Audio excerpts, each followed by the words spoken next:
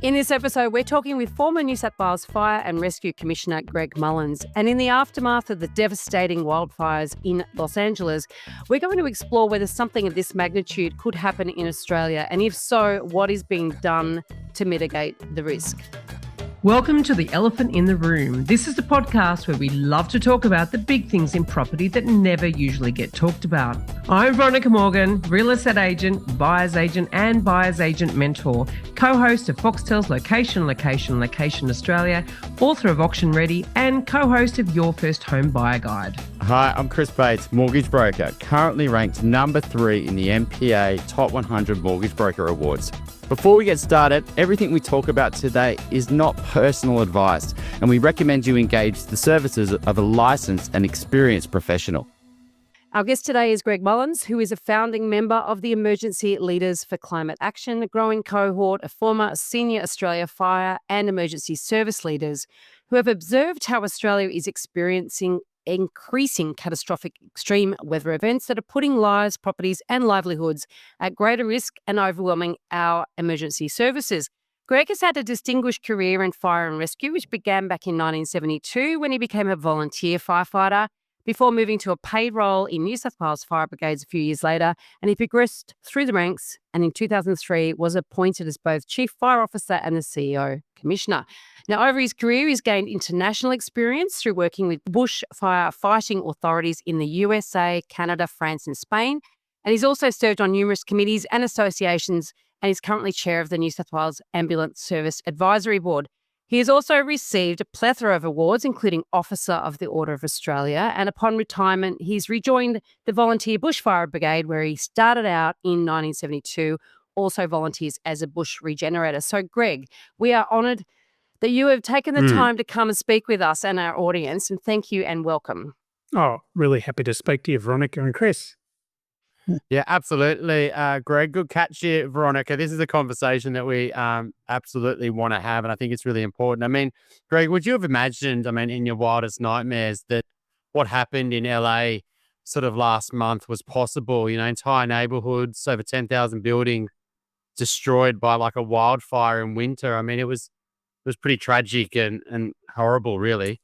Look, unfortunately, Chris, it wasn't even in my wildest nightmares. There's a sense of inevitability worldwide. Right. That something like this was going to happen. The timing of it was, I was gobsmacked because it's winter.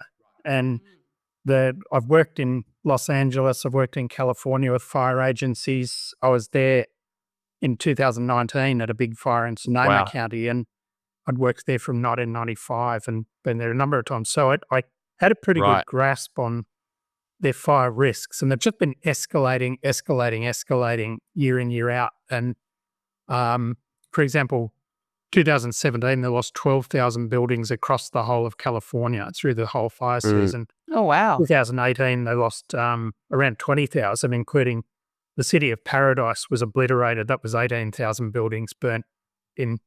So this, coming into the suburbs of Los Angeles, though, having worked there, it was a huge shock because the fire morphed from being a bushfire or a brush fire, as they call it, or wildland fire, into an urban conflagration. And there's a whole lot of reasons for that I'm sure we'll cover. But this is the trajectory of climate change. I've just read a report about bushfires in England and the incredible increase, hundreds of % increase in the number of bushfires that they're getting. And this is a symptom of climate changes. Let's double down on that point there. See, I don't even understand the word you said. Urban conflagration. What does that mean? We're complete. Personally, I'm a complete novice on this stuff, and I do find it, it really interlinks to our property market, right? And I think people need to understand. So, what does that really mean? Well, look, traditionally we've thought of bushfire risk being on the fringes of suburbs and towns and cities, where there's an urban bushland interface, and in the US they call it the urban wildland interface. So that first line of homes, first couple of lines of homes, think yes, definitely at risk, and that's where we'll focus our prevention efforts and our building construction standards. But as you get further from the bush, it's fine because you might be impacted by embers, but really no major risk. But an urban conflagration is when a fire moves from the bush, buildings catch alight, then the radiant heat and flames and sparks from those homes set fire to the ones around them. It becomes logarithmic, and it was driven by incredible winds that you couldn't stand up in, 160 kilometre per hour wind gusts, 100 kilometres per hour sustained. So hose lines, even the biggest hoses firefighters had, were turned to mist. They couldn't fight these fires, and they ran out of water, which always happens. Wow. But so house after house after house went kilometres into suburbia. People who couldn't even see the bush from their home, their houses burnt down. So it stopped being a bushfire and became, as I said, an urban conflagration, just lots and lots of buildings on fire. And it just, with that wind, it just pushed through and kept going until the wind dropped. So it was the unfightable fire. Absolutely unfightable. And firefighters have priorities. Now, first one's saving life, second one's saving property, then the environment, in that priority order. And the firefighters in Los Angeles were on priority one, save lives, and often it was their own lives, sheltering as the fires came through, and fire trucks were burnt and firefighters received burns. I'm really pleased, but frankly quite astounded that no firefighters lost their lives. Yeah, incredible. Let's rewind a little bit. In early 2019, you formed the Emergency Leaders for Climate Action, a coalition of 34 former fire and emergency service chiefs from throughout Australia. And you tried to warn the federal government of an impending bushfire disaster, but were ignored. Do you believe that the catastrophic fires that we experienced back here in 2020 were avoidable? No, they weren't. And this was the thing. So we were trying to advise the government, look, there's a catastrophe coming. The current fire chiefs are trying to warn you, but they can't get through the bureaucracy. They can't get through to the Prime Minister. We're allowed to cut around that because we don't work in that bureaucracy anymore. But they have asked for extra aircraft. They're going to need the military. The scale of fires that we were going to get. You might remember down in Victoria using the Navy to evacuate people. We knew that was coming and wanted to say, look, the arrangements are archaic. The military will tell you that. The fire and emergency services will tell you that. They need an overhaul to make it easier. There are a whole lot of practical measures they could have taken, but look, it came down to political ideology. And at the time, we had a government that denied there was such a thing as climate change happening. And so they couldn't listen to us because we said the two dirty words, climate change, and it became political, and which is worldwide. What a shame that physical science is seen as political. If only people could see it as the threat it is and join up and say, yep, it's a unity ticket. Here we're going to do something for our grandkids. Are governments listening now, or do we still have that problem? No, it changed on the day. You know, this will sound really political to people, but it's just fact. The day that the Albanese government came to power, they were on the phone. I got a phone call from Chris Bowen, asked me if I'd speak to Anthony Albanese. Chris Bowen's first news conference, he had invited 3 former fire and emergency chiefs, and we took over his press conference in Parliament House. But it was to show, it was symbolic to show, well, this is a government that will listen. And look, they are listening. They do consult regularly, widely, and they're not frightened of saying those 2 words, climate change. And look, some people would try to have people believe they're not doing much. They're doing a lot, but they're getting stymied in Parliament with some legislation. So all these political games go on. What can we do for let's say for the fire risk, and particularly say those things, right? Saving lives and property. But what can we be doing, and what should we be doing, and what are the, is what happened in LA, that urban fire? I mean, I don't know if that's really happened here unless it's been in a bushfire area before. Like, have we seen things like this? Are we just thinking we're the lucky country and these things aren't going to happen here? Like, there's no reason why it shouldn't, I guess. Like, well, you've had people like Commissioner of the Rural Fire Service come out and say, absolutely, it could happen here. And the answer, it's actually happened in Australia before. We had 1967 Okay. 1,400 homes in Hobart wiped out. It went right into the suburb, 62 Okay. people killed. Wow. Black Saturday, 2009 in Victoria, 2,000 homes destroyed, whole towns just about wiped off the map, Marysville, Kingslake. As we saw in 2009, Black Saturday, then Black Summer, which went for 6 months, started in winter and went through to autumn. We're getting worsening weather conditions, getting hotter, drier and stronger winds. So it's an area of inevitability. In Black Summer, we breathed a sigh of relief in New South Wales because the fires didn't come into Sydney suburbs and the Blue Mountains, lower Blue Mountains, where traditionally we've lost the most homes. Yep. Had we had fires in those areas like Northern Beaches, Sutherland, Hornsby, the Hills, lower Blue Mountains, under the weather conditions, nearly 50 degrees, gale force westerly winds, 5% humidity, so catastrophic fire weather conditions, we would have lost thousands more homes. There's no two ways.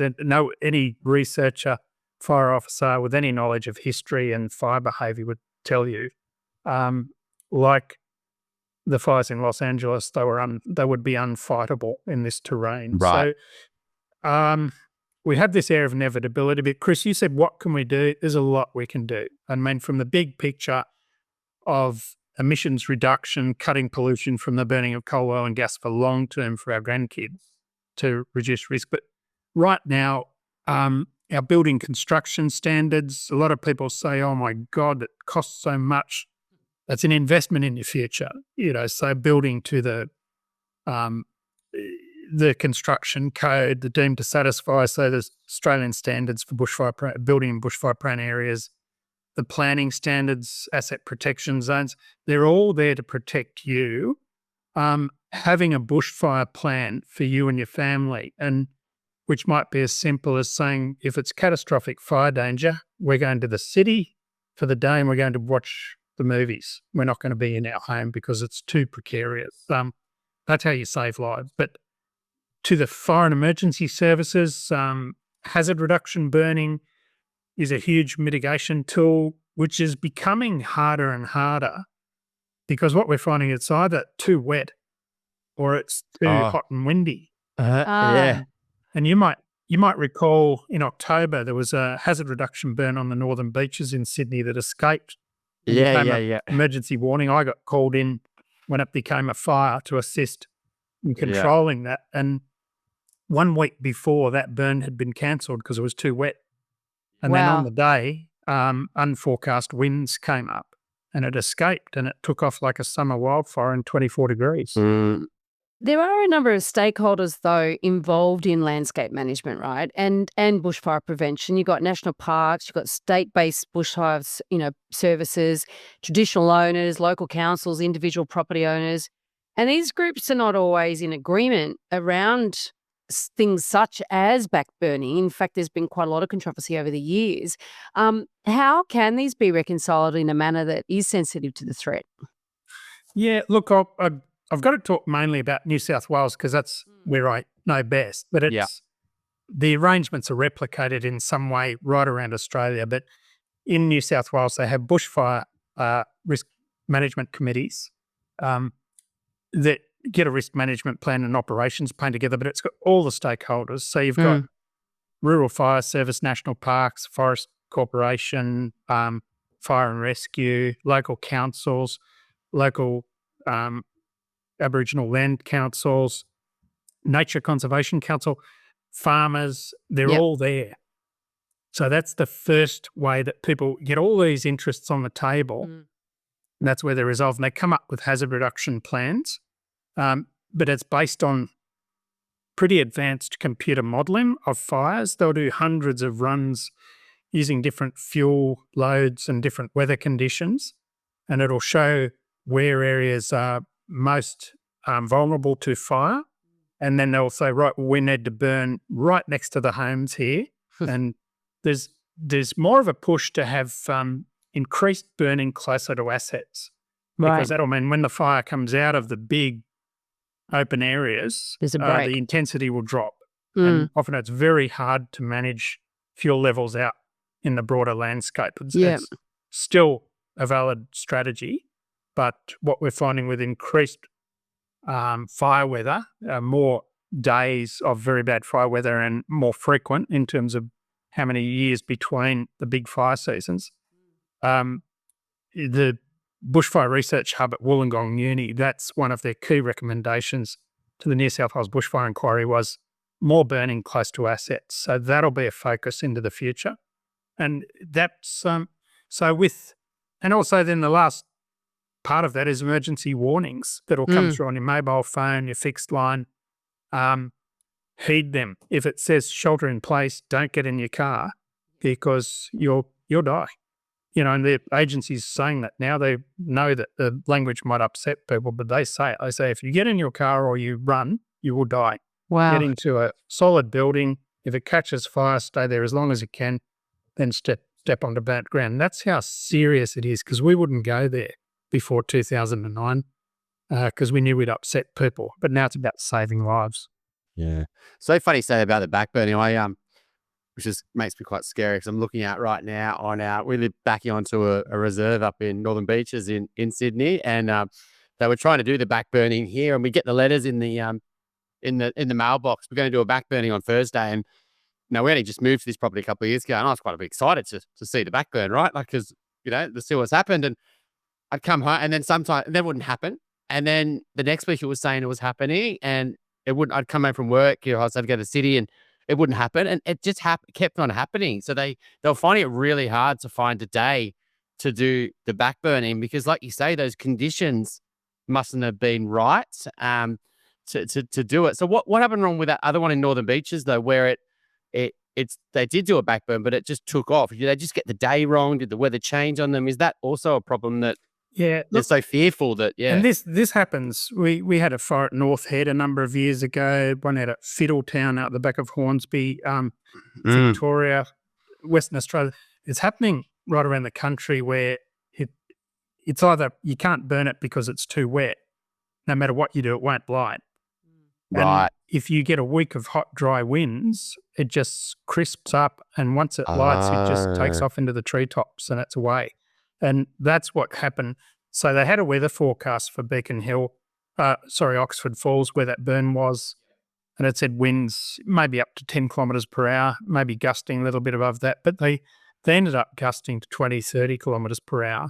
And it was just that because we'd had 3 hot, dry days or warm, dry days. The bush had gone from being too wet the week before to very dry, and every spark that's jumped over the fire trail started a new fire, and then you had 20 fires joined up, and in the middle, no trails in the middle, had to wait for it at the property lines. Be just terrifying.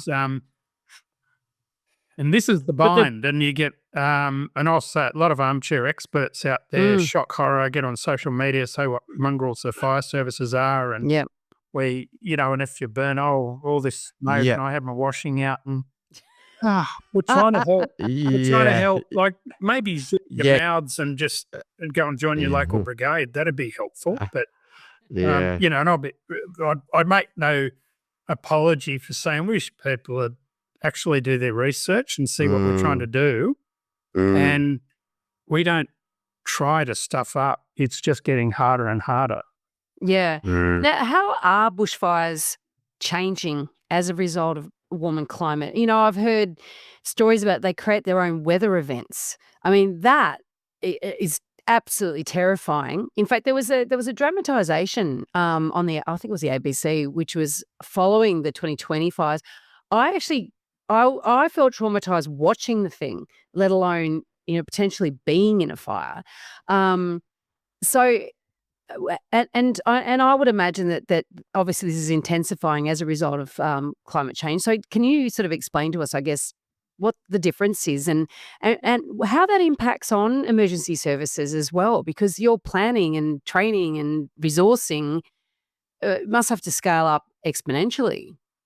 Yeah, look, so first point, most fire seasons will be normal, and we'll be able to we'll have days where fires get away and we might lose some homes, but not hundreds or thousands of homes.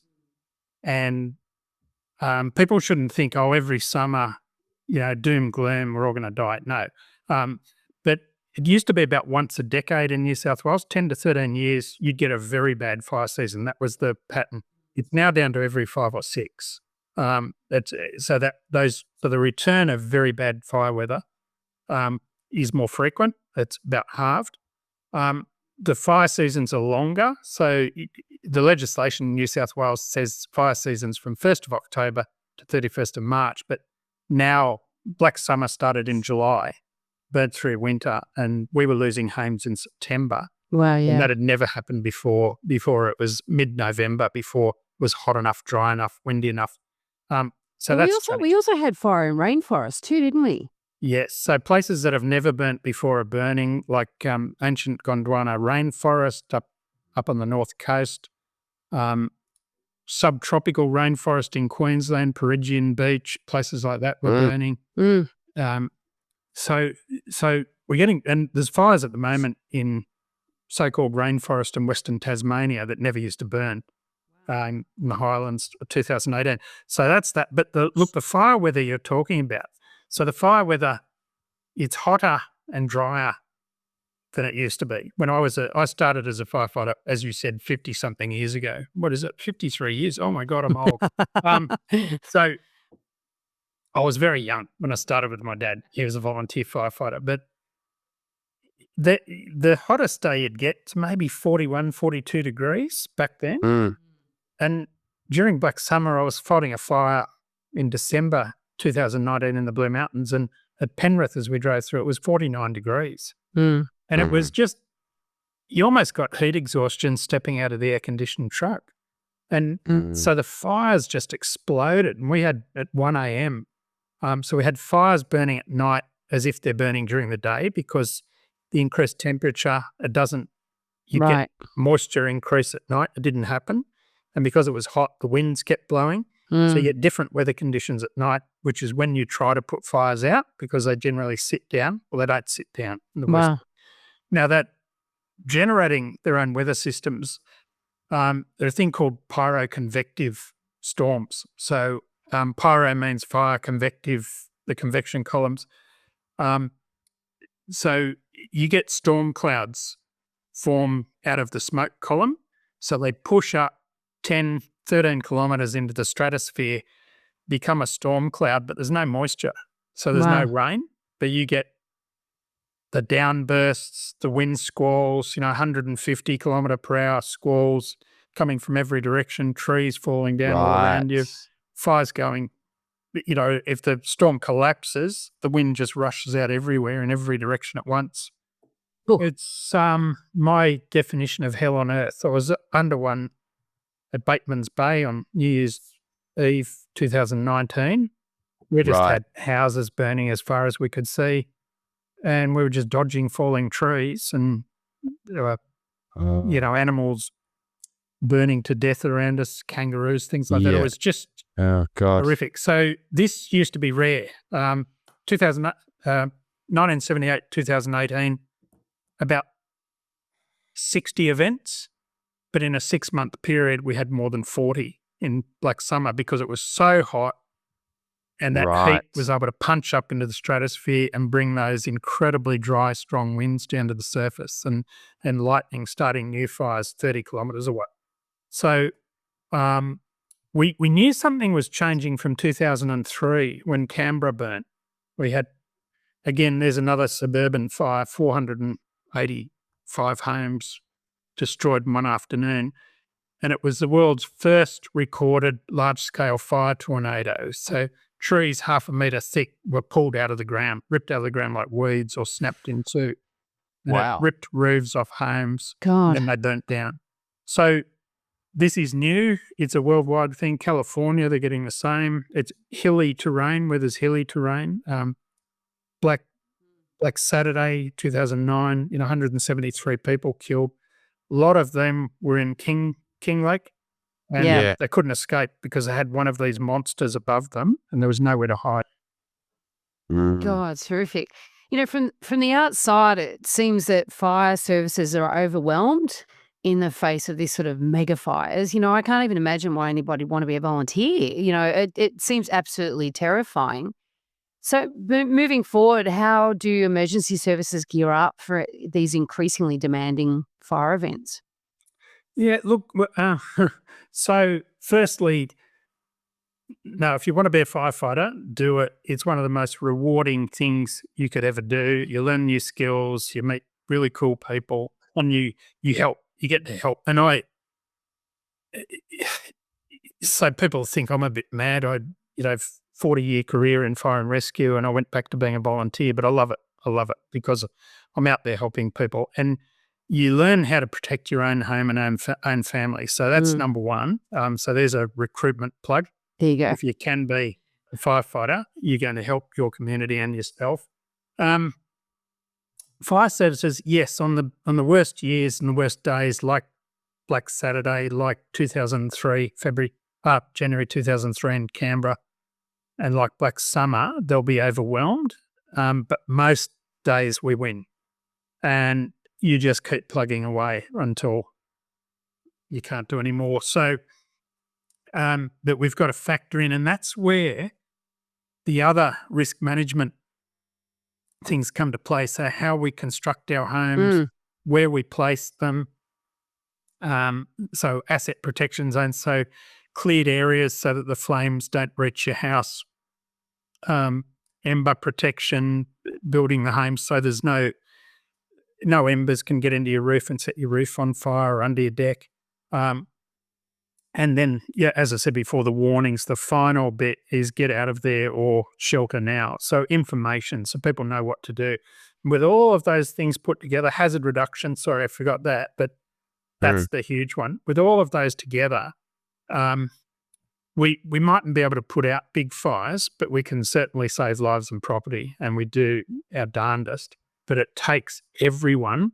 You can't just sit back and say, oh, the government should do this. No, if you live in a fire-prone area, you have a personal responsibility to do everything you can to listen to the advice and to act on it and have your plan. I'm on a personal mission to help more people make better property decisions. Most people don't realise that they can cost themselves hundreds of thousands of dollars over the medium to long term when they make property decisions without all of the information that they need. And what I do is help people with tricky real estate problems, which often masquerade as simple questions like, should I sell my investment property because the interest repayments are hurting? Or should I buy before I sell? Or the other way around. You can connect with me and access all of the tools that I've created to help you make better property decisions at veronicamorgan.com.au. And there you will find resources for first home buyers, details about my buyer's agent mentoring program. You can connect with my Sydney-based property management and buyer's agency teams, Australia-wide vendor advocacy, or ask me for introduction to the small group of buyer's agents that I would personally recommend across the country. That's veronicamorgan.com.au. If you're looking to buy your first home, thinking of upgrading to a new one, or purchasing an investment property anywhere in Australia, we would love to carefully guide you through this journey and, importantly, get the finance right. Reach out via my website, alcove.com.au. What's your thoughts, Greg, on the insurance side of all this? Because I hate saying things unless I really know the truth behind it all, but I was just having a chat about the LA fires with someone. They were talking to me about the insurance over there, and basically, I think a lot of the insurance companies, I hadn't verified this as well, so I could be talking out of school, that they basically did a runner on a lot of the homeowners there last year and said, look, you guys are just too risky to insure. And a lot of these people who lost their home just couldn't get insurance. Like the companies just bailed on them. Is that sort of an issue in Australia? Are we going to start to see that? We've heard that with flood areas before where insurers don't want to go, but are we going to start to see that more and more in Australia, or do you just see premiums are going to have to rise dramatically and that forces people not to take it? What do you think? Yeah, Chris, look, so I've got to address the Los Angeles and California situation because it's quite unique and it's not like here. Okay. I'd argue that the government in California took a wrong turn. Some years ago, they regulated the insurance industry and said you can't raise premiums. You've got to apply it, a bit like health industry saying you have to apply and we'll tell you. So what happened over time as the bushfires got worse and more properties were lost, 2017, 2018, thousands and thousands. A lot of the companies said, well, we can't do business here. If we can't price to risk, we're not offering, $100 policies when they should be $175 because we'll go out of business. So they left. And then the government had to come in with a government-funded scheme called the FAIR scheme, which only does the basics, basically get rid of the debris and, maybe half rebuild. And it's now got more claims, got 650,000 people under that, and they haven't got the cash reserves to actually pay out. That's a government scheme. So that's California. So it's a bit unique, but there's a knock-on effect through reinsurers internationally. So prices are going to go up here as a result of California. What's happening here? The Climate Council on its website has a risk calculator. You can put in your postcode and it will show you what your risk is into the future due to climate change. And it's been calculated by climate scientists, insurance reps, and it's not 100%, of course, but it's current sort of knowledge. It's being updated at the moment. But look, insurance companies, there's an estimate that by 2030, 1 in 25 homes in Australia will be uninsurable because of the increased flood risk, fire risk, storm risk. And what they look at is per annum, if you're likely to be impacted once a year every year by an extreme weather event that costs 1% of the cost of your home, you're basically uninsurable. Wow. So say you had a $300,000 home, that means $3,000 worth of damage. Insurance companies will go, well, we'll cover you, but it'll be $20,000 a year, or no, we're not going to cover you, or we won't cover you for flood, because it's almost certain, you live somewhere that's going to be inundated. So they're the changes. And, people think, oh, those terrible insurance companies making profits. Well, their profits are going down because of the increased natural disasters worldwide. You saw the floods in Spain, the fires in Maui, in Hawaii, in California, here. It's not a very profitable business like it was. So people blame them, saying they're making cash. But actually, and that's a concern to governments, because if people lose their homes and they've got nowhere to live, where does that fall? Onto you and I through our taxes. We have to house them somehow. So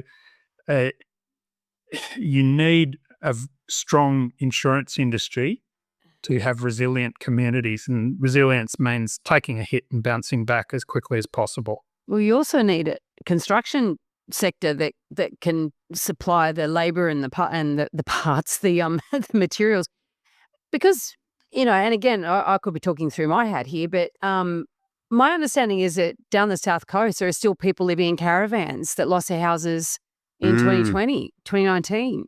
Yeah, look, and that's and the other. Now those poor people, they were hit by the worst fires they've ever had. And I think on that New Year's Eve, 650 homes down on the South Coast destroyed, and that was 3 times more homes than had ever been destroyed in the whole of New South Wales in a summer before that. And that was just there. We had just under 2,600 homes that whole summer in New South Wales alone. Then they were hit by floods. We got the flooding rains in February. Wow, yeah. And so they're living in tents and caravans and flooded out. And so this is increasingly, so watch California, when the rains come, you'll see the mudslides because of the denuded hillsides. People say they should have burnt. Well, same as us, it rained for 3 years, it couldn't burn. They've got to be very careful because the brush, the chaparral and all the other species I have there, it's basically very thick scrub. It holds the hillsides together, and once they get rain, those hillsides are going to let go. Oh my God. So there's a whole lot of factors in California different to here. And one of them I should have touched on before is a lot of those homes are built to earthquake standards. So they're light construction. Right. So that means they burn really well. Yeah. So a lot of things there that don't apply here. So, and it's not that we're better, it's just we're different. We've got a different risk profile. Just on that, Greg, is that we've been building homes in, let's say, Western Sydney. I'm not picking on that as an area, but the construction and all these new house and land packages that we're building, is when you talk about that urban sprawl, are those more susceptible, because of where they're located and the heat and the way that we built them? Is that a higher risk? Look, I'm loath to say yes, but because I don't want people to go, oh my God, No, I'm at risk of a firestorm. But the vegetation out there is quite different. So when we build subdivisions in New South Wales, there's perimeter roads. It's built to the bushfire planning code, which reduces the impact of embers and direct heat and flame. They also take out every tree. Sorry? They take out every tree too. Yeah, which is another a bad issue. thing. They need the trees, and they're not, an individual tree is not a fire risk. It's great. It's shade. It does a whole lot of things. It cools things down. So one of the worries is they're built so close together. Yeah, that's what I'm thinking. Yeah. They're different construction to California. They're mainly brick. So they're not, a lot of homes in California look like they're cement rendered, but it's actually stucco, which Blue is board. 1-inch chipboard with a bit of wire and a bit of concrete on it. And that's how it flexes in an earthquake. And they burn like, I couldn't work out why homes were burning so fiercely when I was on fire trucks in Los Angeles back in 1995. I thought, what the hell? And they showed me why. But so look, there's places, it'll be legacy building stock, older buildings that weren't built to bushfire codes that would be most at risk. But could it happen with storm force winds on a day of 49 degrees, 50 degrees with major fires and embers? Yeah, we certainly could. Places like the Blue Mountains, the Dandenongs, Northern Beaches, Sutherland, Hurst Hills, Adelaide Hills. There are areas, steep terrain, heavily wooded with lots of homes around it. Yes, fires can go into suburbia. Yep. I think I'm actually in one of those zones right now. I mean, I grew up down the Shire, and my parents lived on a bush reserve, and I think it's quite a miracle really that we never actually had a fire on our doorstep. But in the years since I moved out of there, 2 streets away, there were houses lost, and it did happen. But and that does seem like your obvious risk area, that type of setup, right? But I guess when you're talking, Chris's question there was really about the new subdivisions out west where the houses are close together. There's and there's urban heat islands out there as well too, because they've all got monument coloured roofs and no trees. It's oversimplifying things, of course, but there'd be, and you talk about legacy buildings. I mean, does that mean old weatherboards, or does that mean is that predominantly the type of risky property? And when people go to build in these areas that are adjacent to bushland, obviously you buy an old house like that and then you don't renovate it. You can just live in it as it is. But the minute you want to renovate that house, I know that you got development control plans and various things that's going to put in place or impose on you requirements to bring that property up to code, correct? So what are some of the things that make, I mean, you talked about not allowing embers to get underneath the roof eaves and various things, but what are some of the things that if you are living in an area that is adjacent to bushland, that if you've never renovated your house or you haven't thought about it, what should you be doing? Yeah, look, most house fires in a bushfire start because there's leaves in the guttering. Well, a lot. I won't say most, but a lot. There's leaves in the roof gutters. They catch fire. The flames go up under the colour bond or the tiles, set fire to all the dust and stuff that's in the roof space. And people say, I saw the house explode. It's an urban myth. Houses don't explode. But what they're seeing is the embers started a fire maybe 20 minutes before, 15, 20 minutes before. The ceiling space is blazing. Then all the gyprock sags and burning stuff goes into every room, and all of a sudden people see the windows blow out and flames come out. It's called flashover. Right. It's a normal transition in a house fire, but it's from the roof catching fire. So you want to make sure that your gutters on a bad day, block the downpipes, fill them with water. Always keep the leaves clear. So put gutter guard on. Any penetrations under the roof, get a builder, cut some nice bits of gyprock, put it up so sparks can't get into the roof. On a bad day, under doors, put wet towels so the sparks can't come inside.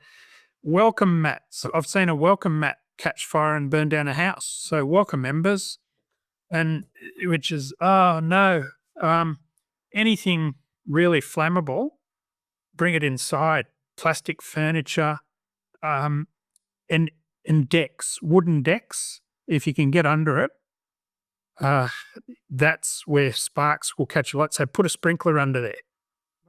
Little tricks like that. If you've got a wood pile for winter and it's next to the house, well, thank you. The bushfire will go, thank you, I'll set fire to that and burn down that. Move it away. Have your wood piles away. Don't have dry gardens around the perimeter of the house. Keep them wet. Don't let, lovely native thick mulch right up to the side of the house. Move it away or keep it wet. Just have close main lawn. So there's lots you can do. And look at where the fire will come from. In New South Wales, usually the west, north or northwest. And so what's the slope? The bigger the slope, the faster the fire will come at you and the bigger the flames and the more embers. So clear it back as much as you can without cutting down the big trees. Seek permission for that, but scrub grass. Do fires run faster uphill or downhill? Uphill. Right. So I won't tell you to do an experiment. The kids might listen and do it and burn their fingers, but heat goes up. So we know chimneys. Makes sense. Yep, of course. And that's the same in the bush. If a fire starts at the bottom of the hill, it races up. It preheats everything above it. The flames get longer and longer. Right. Races up and then goes over the top, drops sparks down there, and then more slowly burns downhill. So we often try to capture fire as it comes over a hill and knock it down. Wow. And so if you're building your house on top of a hill, it's sort of, you want to catch the view, right? But it's all the natural things that you'd want to do if you're building a house in this sort of environment, but typically could be one of the most dangerous places. Yeah. So look, what councils will then say to you in the Rural Fire Service, and other, if it's a CFA in Victoria, the CFS in South Australia, they'll say, look, your bow level is flame zone or 40. You're on a steep slope, you're looking west, that's where the fire's going to come from. You must build to Australian Standard 3959, or have a steel-framed house, the Steel Frame Housing Association standard. No penetrations, double-glazed windows, but you also have to have an asset protection zone, so you must clear back, 40 metres. You can't have scrub and grass within 40 metres of your home, and we'd recommend you plant deciduous trees or whatever that aren't flammable. So there'll be things like that. And people go, oh, this costs so much. If you want to live there and you want home to survive, just go cost of doing business. I get to live in this beautiful spot with this beautiful view. And if a fire comes, we'll survive it. So that it's just how it is. It's funny because we've got to do a reno. Ours is pretty much and we're backing onto this reserve, right, in the bushfire zones, etc. And so now hearing that, so your view on it is it, and even do the fire standards go far enough? There's all this Bell 40 and etc. like that. Do you just build a house that's, invincible to the fire a little bit? Do you really? And you? Yeah, is that how serious people should really be taking it if they are in these areas? Look, there's a bit of discussion around after Black Summer. I think the construction code last variation for fire, I'm not sure, it might have been 2020, but so part of the formula for BAL is the fire danger index, or it's now called fire behaviour index, and they've got to update that. But places on the mid-north coast of New South Wales where it said, look, maximum fire danger index is about 75, 80, they had 120.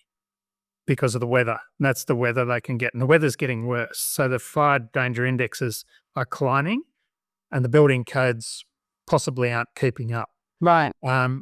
So, and that drives more measures in terms of construction materials, windows, where the house is sited. So I can see changes coming in future as we get worse fires. They'll build in the experience of previous fires, and more they're going to have projections now that we've got the Australian Climate Service saying, look, here's where we'll be by 2030, 2040, 2050, temperature-wise, weather-wise, and that's going to drive up fire danger indexes. So they'll be able to get ahead of the game where we'd lost all that research capability under the previous government because they just killed it. I remember back in the thing was, is it 2025, wasn't it? The really, is it 2019 or 2020? 2019, yeah.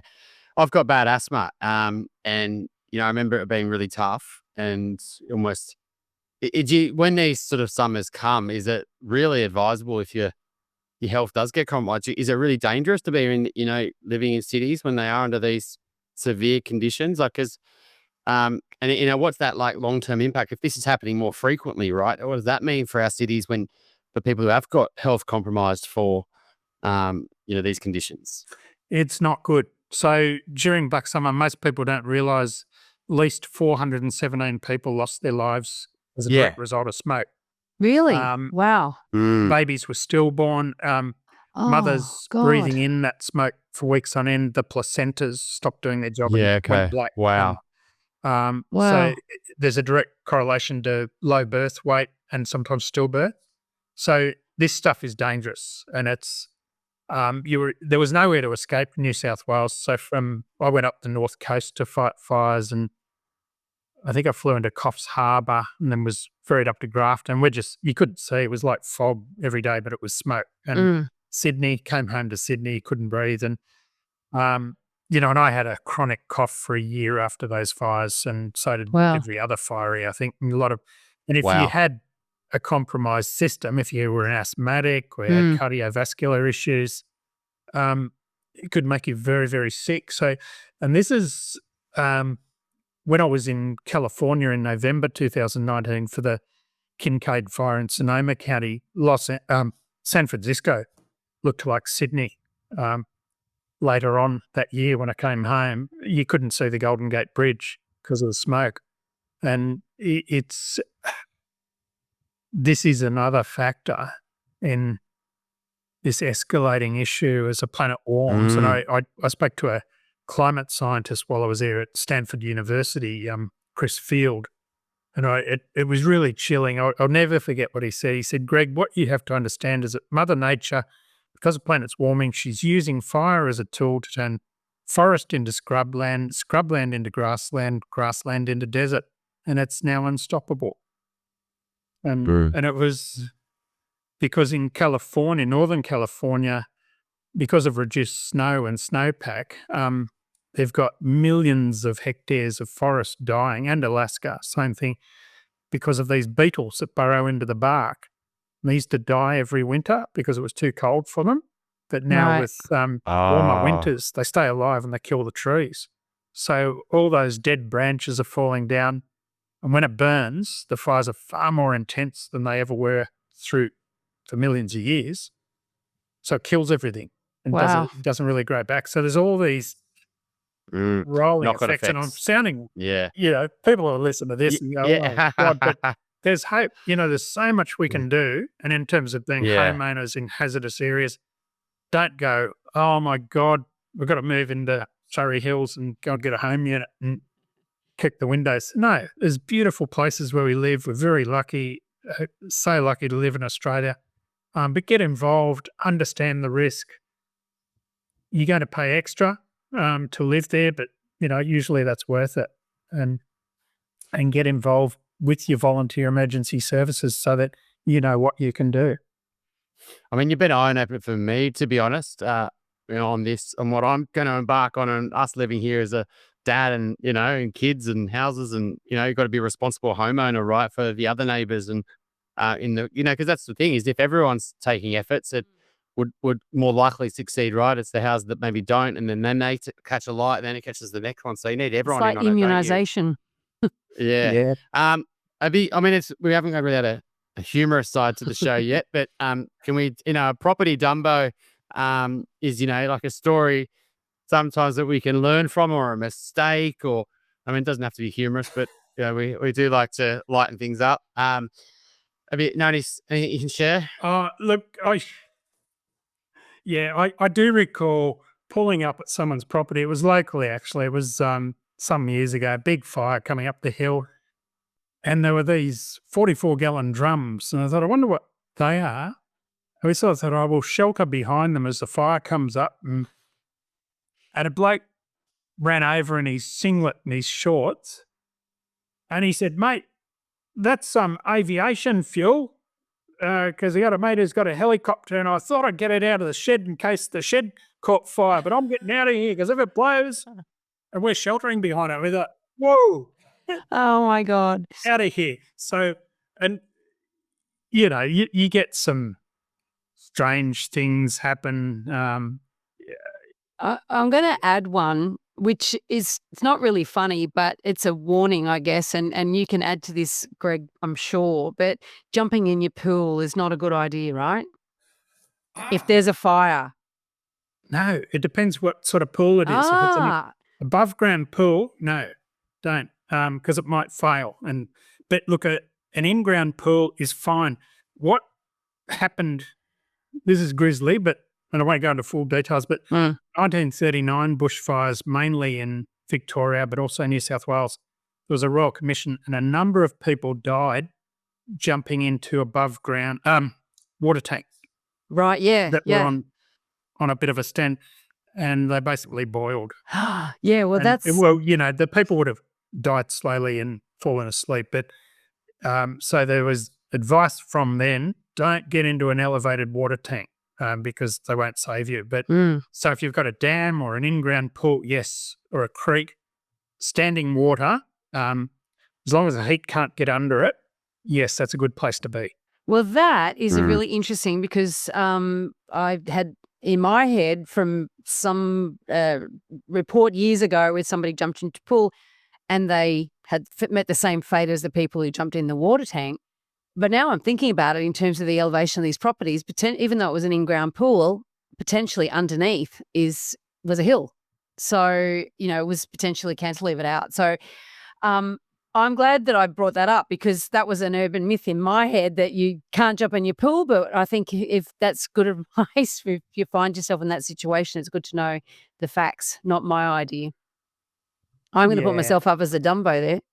There you go. No. Look, there's a whole lot of urban myths like broken glass in the bush will focus. Oh yeah, the magnifying glass.